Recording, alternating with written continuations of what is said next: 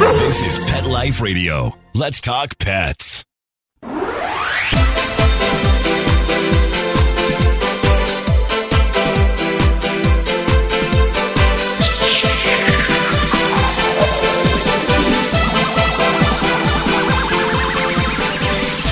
Hello, you're listening to Animal Party on Pet Life Radio. And my guest today is Dusty Rainbolt. Welcome to the show, Dusty. Oh, thank you, Deb. It's so good to be here. Happy New Year. Happy New Year to you too. I do want to get one sad news bit out of the way. Sad and happy at the same time, because such a long, well-lived life. It's Betty White. Betty White passed away, and she did so much for animals. At one point, people may not know this. They may think of her just as a star on Golden Girls or Mary Tyler Moore, but she had 26 dogs at one point. She helped at the zoo, which is the understatement of the year. She started an enormous program at the LA Zoo and funded so many rescues. She did shows on rescues like Backstage at the Zoo, and then a show where she interviewed celebrities and their pets called The Pet Set. And she just was an animal advocate for years. And she would say that she was an advocate, not an activist. And for her, that meant that she was in favor of animal welfare and health, but not the politics, not the rights, which is an odd distinction to make, an interesting distinction. But I think it made her palatable to so many more people and able to get the message without resistance. And the work she did was tremendous. So I just wanted to see if, Dusty, if you had anything to share about Betty White. Oh, I know several people that have met her and thought that she was the most wonderful woman. She did have a huge heart for animals, and I like to think that I'm in that same advocacy. I try to not get into the politics because I think that turns people off, and I want to do what's right for the animals, and it's kind of a pattern of what she has done all these years. She didn't push people away by imposing on them. She invited them into the fold, and I so respect her, and I will miss her. And I will say that one of my favorite things, although she's done so many amazing things, her bit on Jay Leno, where they would put her behind a plexiglass sheet, and the trick was, can you make Betty White flinch? I didn't know. And they would throw things at her, and she would stand there behind that clear plexiglass and not move a muscle. Goodness, it was so hilarious. Funny. Well, she supposedly had a great sense of humor, so I get that. Had terrific comedic timing. I mean, just watching the Mary Tyler Moore show, you see it. She was just so funny.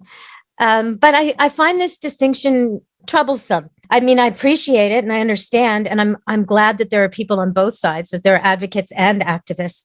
But at some point, when you're looking out for animal welfare or health, there is this line crossed, where you know of an animal that needs to be apprehended, for example, or there's this line where it goes from just spreading the good word to actually doing something to stop cruelty. And, there's charities that do that. There's people on both sides, the people spreading the good word and people stopping the cruelty. And I'm grateful for both. And I'm glad that Betty White made this distinction, because it's kind of important to acknowledge and recognize, I think.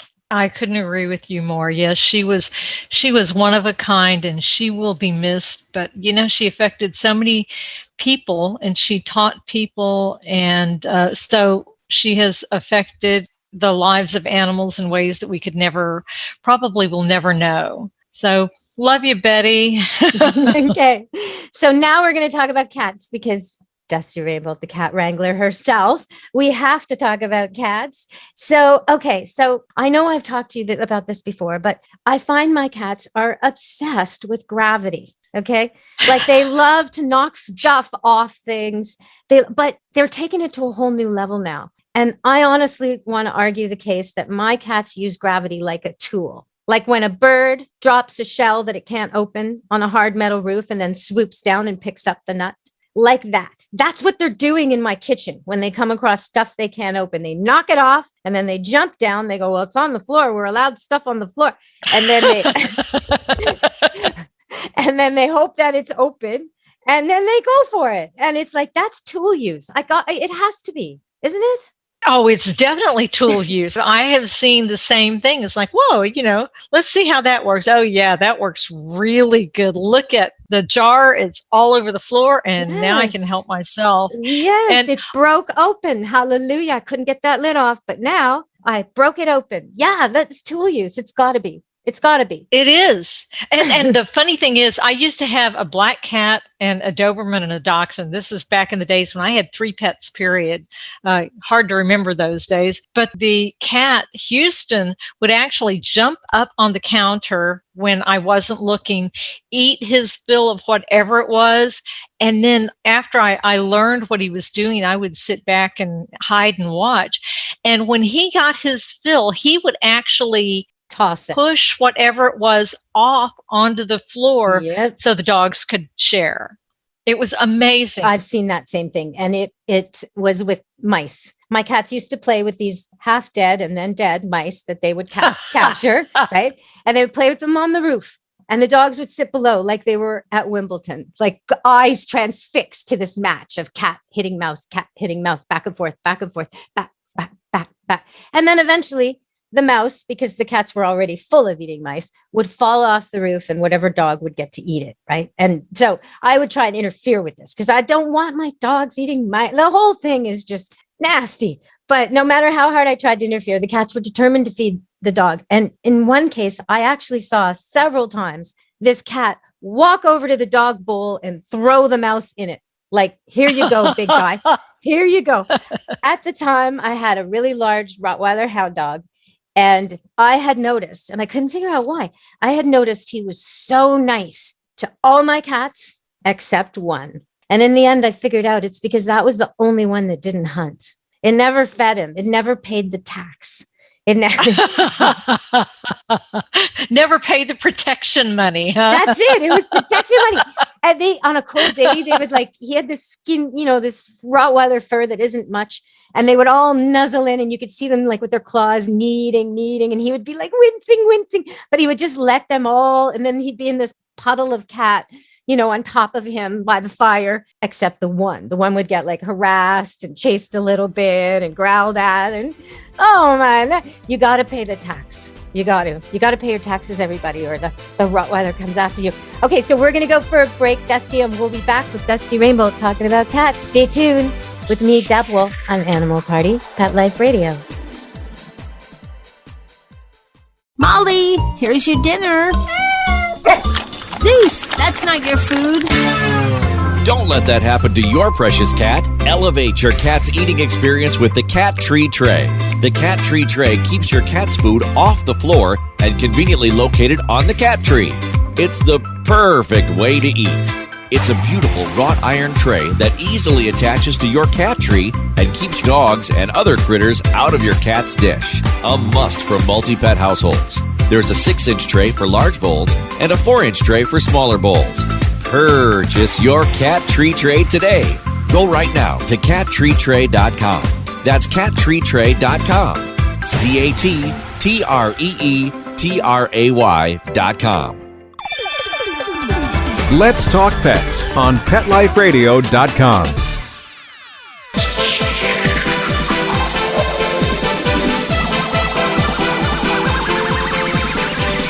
Hello, we're back on Animal Party, Pet Life Radio. And I want to talk about something that's a little tricky. I used to think that my home was the best home for any animal, any cat, any dog. And if I ended up having a cat dumped on me or a dog dumped on me and rescuing it, I would try my best to foster and rehome it. But if I couldn't, I would keep it because my home is the best home. Well, now I've learned through this cat called Rumble that that's not always the case. And I kind of want to put it out there to people that if you have a pet in a multi-pet house and you've tried everything for years and it's just not working, and that cat or dog has an opportunity to live somewhere without the bully, without the problem, whatever the problem is, it might be a good idea to consider rehoming. What do you think about that, Dusty? I sadly agree with you. There are just some situations that are less than ideal. You may have a cat that the kitty doesn't get along with. Maybe he's peeing all over the house and you can't figure out why he's healthy. It could be that when you're not looking, the kids are tormenting him. There could be a million things that they can't tell us. And sometimes, I have I've been notified by people, cats peeing all over the house, can't do it, just they're going to put it to sleep. I'll take them, put them in the cages at Petco. They get adopted by a different family, and they are fine. They are just fine. Exactly. Mm-hmm. One kitty named Tessa, I know somebody brought her into Petco and said, we were new at Petco, so the people were all excited and said, oh, yes, our rescue group will be happy to take her. Supposedly, they found her in the street, and I don't know if that was dumped in the country, and I don't know if that was the case or if it was their cat and they were just lying and brought it in. But as it turns out, Tessa was really aggressive with other cats. And when I say she doesn't like other cats, okay, some cats are just like, I really don't like being around other cats. Tessa very possibly could have killed another cat. She was so aggressive. And I thought, oh my God, what am I going to do? What am I going to do? And eventually I talked to a lady, she had a husky, and it's like, well, I don't know if it's going to work, and she was looking for a cat that would get along with her husky. Well, this cat loved the husky. I went there, we had her on Prozac just because she was so difficult. And a couple of weeks after the adoption, I went there to the house, and here was Tessa, who had scratched volunteers, who attacked cats, who if a volunteer touched another cat before they worked on her, she would just bite the crud out of them. And yet this cat is sitting next to an 80-pound husky and the dog keeps nosing her, and she's like, stop it. And he'd nose her and she'd go, stop it. And finally she'd swat him on the nose, claws in. Wow. I mean, it was the most amazing thing I've ever seen. She was fine with the big, obnoxious dog, but she couldn't be around cats. So this is the perfect example. The houses with the cats, it was simply not tolerable. Yet there was the perfect home for this kitty. Yes. Okay. Well, I'm so glad you said that. So if you do have a home, you don't want to dump your cat or dog in a shelter where there isn't a home. You have to find the right home.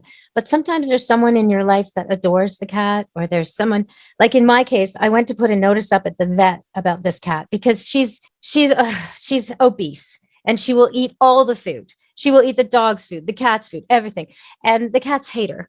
And normally cats don't care about food, but it's to such an extreme, they really don't like her. And one of them in particular. And so plus trying to control her diet meant controlling everyone's. And the whole thing was getting chaotic. And she kept gaining weight. Whenever I would not be vigilant, she would gain the weight back. So I was putting this notice up at the vet, fat cat needs home that will restrict diet, good with kids, good with cats, good with dogs, lovely cat. Just so the vet saw me putting it up and she said, do you think that she would be a good clinic cat? I don't know. Sure enough, she's a fantastic clinic cat. She loves everybody. She's a bit of a marshmallow. I can trust them not to overfeed her. It is the vet, and so like everything's good. And it turns out they had a cat who looked just like her for 9 years as their clinic cat. And that cat passed away. So now people think that cat's still there and she just gained weight. They're both sort of a tortoiseshell calico. But, I see her all the time. Like I can visit her whenever I want. And she's very happy there on the keyboard, visiting, schmoozing, walking around the clinic. It would have never occurred to me. And yet it seems perfect. So you never, don't rule them out. Okay, we're going to go to another break and we're going to come back and we're going to talk about, because you mentioned it, it makes me think about it. You said about touching the cat and then this one would attack. And I want to talk about cat faces and peace. And you probably already know what I'm talking about, Dusty, but everybody out there is going, huh? Well, stay tuned to find out on Animal Party Pet Life Radio. Take a bite out of your competition. Advertise your business with an ad in Pet Life Radio podcasts and radio shows. There is no other pet-related media that is as large and reaches more pet parents and pet lovers than Pet Life Radio.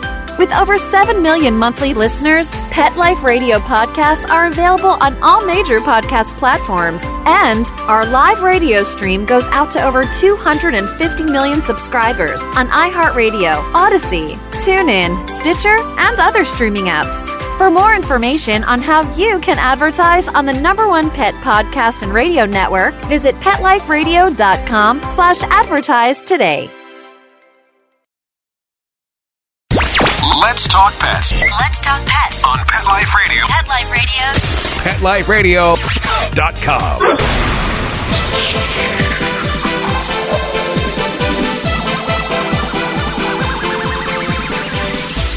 Hello, we're back on Animal Party Pet Life Radio and cat faces. Okay, so where their whiskers are on the sides of their cheeks and that part of their body has a lot of happy hormones going on, and it spreads. It's a smelly sort of a thing. So when you're stroking your cat and you tickle or touch or rub that area, you pick it up on your fingers. So if you have two cats that maybe don't get along so well, you can touch the one when it's purring and brrr, and rub on its face, and then rub the other one and go back and forth and back and forth and back and forth. You can use a cloth if you like, but what you're going to do is make them friends. I've had it happen here so many times. It's so effective. So I don't know if you find that, Dusty. Do you find that?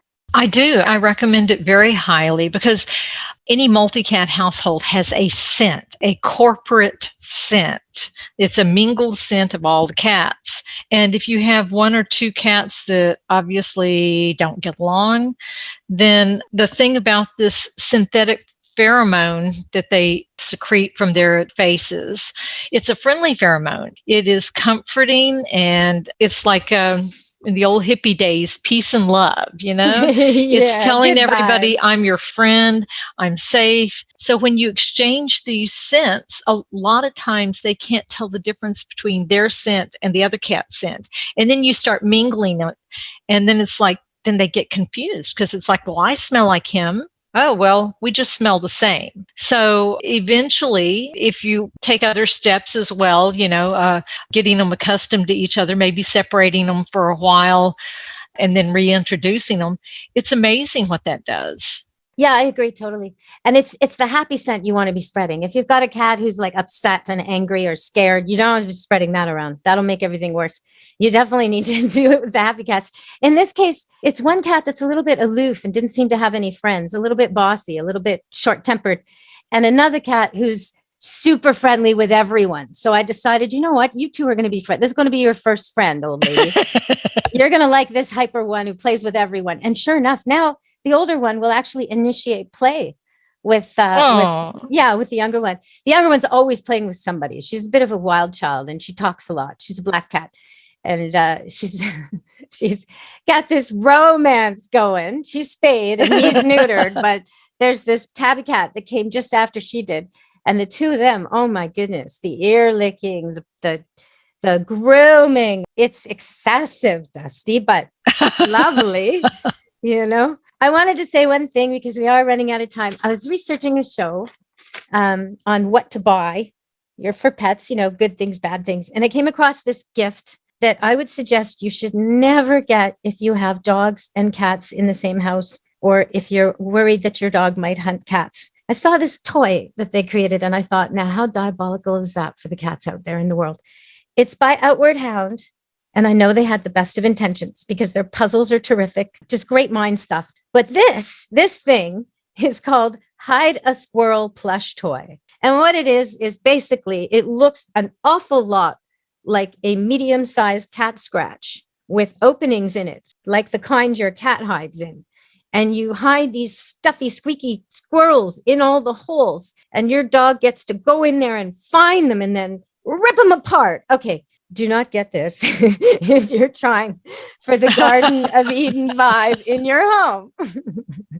So, yeah, I just wanted to make sure people knew that was probably not a good idea. So funny. And I came across a lot of fishing rod toys for cats, which I think are terrific. Fishing rod toys. What do you think about those, Dusty? Oh, I love them. And, you don't have to buy the really expensive ones from the pet supply companies. Mm-hmm. You can go to Walmart and get it's like a training casting pole for kids. And you can get them for under $10. And, the cats just love it. So you don't have a hook on it, obviously. Instead, you put a cat toy on the end. That's what you do. And then your hand and your arm are nowhere near the cat toy, because I'm going to quote you now.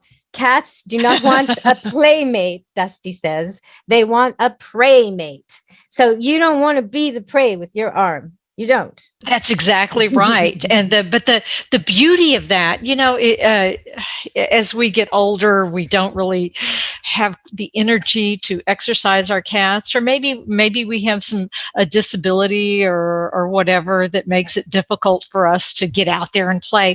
The beauty of this little casting pole is that you can just sit in one place and wear them out. So if you have a cat that's a little bit hyper or really hyper, if this is a toy they really enjoy, it is minimal on your part, and you can, 10, 15 minutes, they've got their tongues hanging out and they have no excess energy to get into any trouble. It's like the chuck it for dogs. You put the chuck it and you have your coffee and you toss it and the dog disappears for a little while and comes back with the ball, and you do it again.